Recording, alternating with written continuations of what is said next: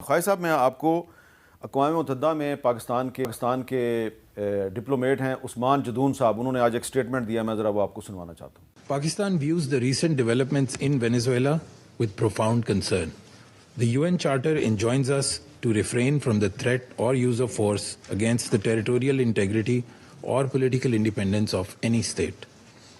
Unilateral military action contravenes these sacrosanct principles and the doctrine of sovereign immunity. Such actions set dangerous precedents that risk eroding the foundations of the global legal framework. ख्वाहिश साहब, ये मेरे ख्याल से एक बड़ा जुर्रतमंदाना बयान है। बिल्कुल सही है, अगर कोई शक नहीं।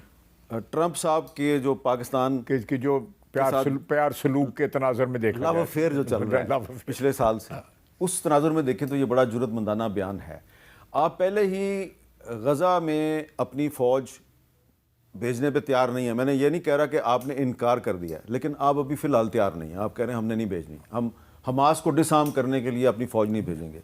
अब आपने ये स्टेटमेंट दे दिया यूनाइटेड नेशंस में, मेरे समेत पाकिस्तानियों की बड़ी अक्सरियत तो इस पर बड़ी खुश होगी, लेकिन आपको ख़दशा नहीं लगता कि ट्रंप साहब नाराज़ भी हो सकते हैं हमसे? हो सकते हैं, बिल्कुल आपका खदशा जो है दुरुस्त है, लेकिन मीर साहब अगर ये खदशात का जो है ख्याल रखा जाए तो फिर बहुत सी बातें जो है इंसान नहीं कर सकता, ज़ाती ज़िंदगी में भी और कौमी ज़िंदगी में भी। खुसूसन जब आप मीडिया में हैं, मैं सियासत में हूँ, तो हमारा एक कौमी लेवल के ऊपर भी तो एक ज़िम्मेदारी आ जाती है ना। मुझे बताएं कि ये जो बड़ी अच्छी स्टेटमेंट दी है जदून साहब से, मैं जानता हूँ उनको, वेरी गुड ऑफिसर, तो वो कल ताइवान से किस तरह रोकेंगे आपको? चाइना रोक सकते हैं? और पूरी यूक्रेन की वॉर जो है लेजिटिमाइज हो गई है।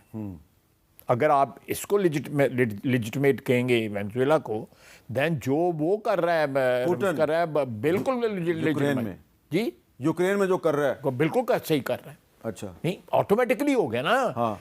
ये मैं नहीं कह रहा, ये तो जो उसका एक्शन है वो कह रहा है, उसकी ट्रांसलेशन है। हाँ। जो मैं कह रहा हूँ कि फिर यूक्रेन की जंग जो है वो बिल्कुल लेजिटिमेट है। वहाँ पे रूसी बस्ते हैं, उनमें बाज़ इलाके हैं जो रूस का हिस्सा थे, और वो सारे का सारा ये क्लेम, और डैनबास वगैरह में जो क्लेम है, यही क्लेम है ना। तो वहाँ पे तो कोई झूठा सच्चा जवाब तो बन रहेगा ना, यहाँ तो कोई जवाब भी कोई नहीं था। तो मैं समझता हूँ कि this action of United States has given legitimacy to so many things which till now were controversial, कि उसके मतलब उनकी लेजिटिमेसी के ऊपर सवालिया निशान था जो मिट गया है। कल अगर चाइना ताइवान पे कब्जा कर लेता है तो वो भी उसको बिल्कुल हक है, क्योंकि उनका इंटेग्रल पार्ट है उनकी। या पुतिन साहब हेलीकॉप्टर भेजते हैं और जो ज़ेलेंस्की है यूक्रेनियन प्रेसिडेंट, उसको कहीं से उठा कर ले आता है, चुक के ला के उन्होंने रशिया ला उत्थे ला जाते हैं, मॉस्को ला जाते हैं, या फारग कर छड़ देन। You know all these things are possible. You know ये इस चीज़ ने, हालांकि अगर आप देखें तो मीर साहब एक्चुअली दुनिया जो है ना विद एवरी पासिंग मोमेंट जो है ट्रांसफॉर्म हो रही है। ये सारे काम इराक में भी हुए हैं, ये सारे काम लीबिया में भी हुए हैं, ये सारे शाम में भी हुए हैं, ये हुए हैं, और एक बाकायदा एक प्रोग्राम के तहत हुए हैं। और ये प्रोग्राम जो है, मेरा ख्याल है कि बिटवीन क्लिंटन एंड ओबामा जितना मुसलमान इन्होंने मारा है पिछले 15-20 साल के अंदर जो है, किसी 1946 से अब तक अमेरिका ने तकरीबन 70 मुल्कों पर हमला किया है। 1946 से अब तक 70 मुल्कों पे हमला किया। अच्छा, अब पाकिस्तान में कुछ लोग जो हैं वो ये कह रहे हैं, ये जिस तरह ट्रंप ने किया है वेनेजुएला में, प्रेसिडेंट को उठा के ले गया है, अब इंडिया में कुछ लोग कह रहे हैं जी कि आप पाकिस्तान से जो कुछ बैंड आउटफिट्स के लीडर हैं उनको उठा के ले आए। तो ये पाकिस्तान जो है, ये जो एक अफ़गानिस्तान में पाकिस्तान के अंदर बैठकर दहशत गर्दी कराने वाले लोग हैं, पाकिस्तान भी उनको उठा के ले आए। बिल्कुल उठा लेगा, फिर ये एक ट्रेंड शुरू हो जाएगा। एक जो वर्ल्ड ऑर्डर जो है, जो भी पैड़ा चंगा है, हाँ, वो कोलैप्स कर रहे हैं ना। और इसीलिए उस्मान जदून साहब ने जो यूएन चार्टर का हवाला दिया है, आर्टिकल 2 सब क्लास 4, जो ये कहती है कि आप किसी दूसरे मुल्क में very well worded statement, very well worded statement, जिसमें पाकिस्तान का वाज़ेह मौक़िफ़ भी आया है, और जो इंटरनेशनल नॉर्म्स हैं या कानून है, जो बैनुल-अक़वामी कानून जो है, यूएन का चार्टर जो है, वो सारी चीज़ें जो है इसमें जमा होके तो हमने उनको अपनी तकरीर में जो है मजदूम साहब की तो अगर sum up खुदा कर न दिया। खास्ता जिसका खदशे का इजहार किया जा रहा है कि ट्रंप साहब जो हैं वो अब बहुत से मुल्कों को धमकी दे रहे हैं, तो अगर वो ईरान पर भी कोई ऐसा हमला करते हैं, रजीम चेंज की कोशिश करते हैं, जिसमें इजराइल का जो प्राइम मिनिस्टर नेतन्याहू, उसने भी कल एक स्टेटमेंट दे दिया है, वो भी इसी किस्म की बातें कर रहा है, तो पाकिस्तान के लिए बहुत बड़ा चैलेंज नहीं पैदा हो जाएगा? क्या करेगा पाकिस्तान? बिल्कुल पाकिस्तान के लिए चैलेंज ज़रूर पैदा होगा। और देखें ना, जो मैं पंजाबी का एक लफ्ज़ है लेकिन इस्तेमाल नहीं मैं कर सकता, कि इसने तो बेवकूफ़ बनाया हुआ है, या रल के खेल रहे हैं ये अमेरिका और इज़राइल। वो 2012 में कहता था कि जी परसों चरसों जो है 4 दिनों बाद या 5 दिनों बाद एटम बम चलाने लगा है ईरान। फिर 2018 में बाकायदा चार्ट देख के चार्टों के जरिए वो हाँ, बता रहा नेतन्याहू ने था, बिल्कुल एक प्रेजेंटेशन दी थी, यानी यूनाइटेड नेशंस में दी थी। यूनाइटेड नेशंस में। आप सोच सकते हैं कि इस लेवल के ऊपर झूठ बोला जा सकता है? नहीं बोला जा सकता। वो सारा ड्रामा था। एक जवाब जो है मुहैया किया जा रहा था कि भाई उसके पर कोई इंटरवेंशन की जाए या फ्यूचर में की जाए तो उसकी एक बाकायदा पीछे इंडाइटमेंट की जो है एक हिस्ट्री होनी चाहिए। तो मैं समझता हूँ कि विद दिस एक्शन जो वेनेजुएला में हुआ है, इसने एक पंडोरास बॉक्स खोल दिया है कि जो मर्जी जो है जो मर्जी कर ले। यूरोप खामोश है क्योंकि यूरोप एक, मैं समझता हूँ कि मुज़महिल कुव्वत हो गई हुई है।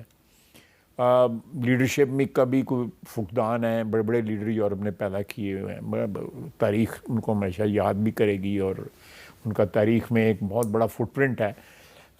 लेकिन आप देखें ऑल ओवर यूरोप जो है वो खामोशी है, कोई नहीं बोल रहा वहाँ से। वहाँ पे बड़ी बड़ी पोटेंट आवाज़ें जो है तारीख़ में जो है निकली हैं, कोई नहीं बोल रहा। इसी तरह लैटिन अमेरिका में बोले हैं लोग, बहुत से मुल्क बोले हैं जो हमसाए हैं इसके या इर्द गिर्द। मेक्सिको बोला है, क्यूबा बोला है, ब्राज़ील बोला है, कोलंबिया बोला है। तो ये मेरा अपना ख्याल है कि ये जो 2 दिन पहले जो जिस तरह हमारे रिप्रेजेंटेटिव ने कहा है कि ये कोई अच्छा शगुन नहीं है, इस तरह का जो अगवा और उसके बाद जो है ट्रायल जो है करना। देयर आर क्रिमिनल्स जो है, मेरा ख्याल नेतन्याहू जो है इस वक्त सबसे वांटेड क्रिमिनल होना चाहिए। तो है वो, उसको इंटरनेशनल क्रिमिनल कोर्ट ने उसको एब्सकॉन्डर डिक्लेयर किया, जिसको उसको अमेरिका उसको अगवा करे। उसको अगवा करके लेके जाए, अपनी किसी अदालत में मुकदमा चलाए, अगर इंसानियत का दोस्त है अमेरिका। तो अगर नेतन्याहू को तुर्की ने अगवा करके अनकरा पहुंचा दिया फिर क्या होगा? वो इलीगल दुआ मंगो एनजीओ दुआ मंगो के एनजीओ कि तुर्की जरा चुक के लाया उन्होंने और जो आगे सारा आगे पीछे का हिसाब जो है बराबर करे, जो फ़लस्तीनियों के साथ इन लोगों ने कर दी है। खुदा की कसम, दुनिया की तारीख में मैं तारीख का बड़ा अदना सा तालिब इल्म, मैं 4000-5000 साल की तारीख जो है इंसानी तारीख है उसको कवर कर सकता हूँ। अगर इसके ऊपर कोई बहस शहस होए, इस किस्म का वाक़या जो फ़लस्तीनियों के साथ जो हुआ है, किसी कौम ने किसी कौम के साथ नहीं किया। तो नेतन्याहू इस काबिल है कि उसको उठा के बद इंसानियत का बदतरीन मुजरम है, बदतरीन।